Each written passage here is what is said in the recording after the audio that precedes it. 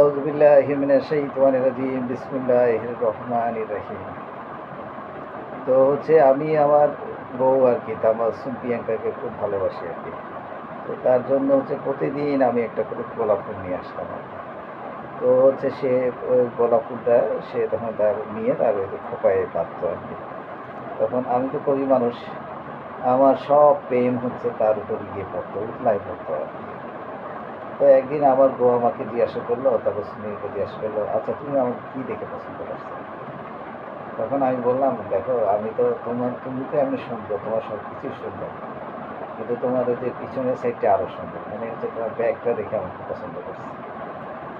তো এরকম, তো ও বললো যে তাই, আচ্ছা ঠিক আছে, তোমাকে মজা দেখালাম। তো পরের দিন আমি আবার ফোন নিয়ে আসলাম। ফোন নিয়ে এসে আমার বউকে, তারপর সুনিয়াকে আমার ফুলটা, আমার ভালোবাসার লাল গোলাপ ফুলটা দিলাম।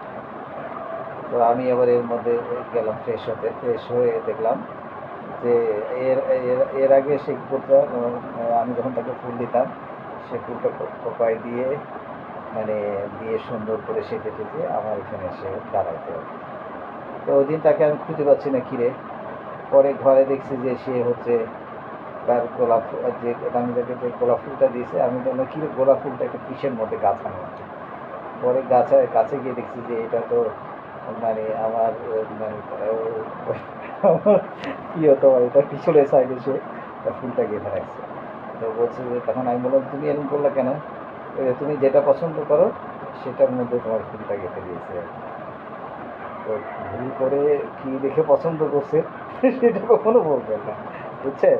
তাইলে মনে করে বিপদে পড়বেন আর কি, বুঝছেন?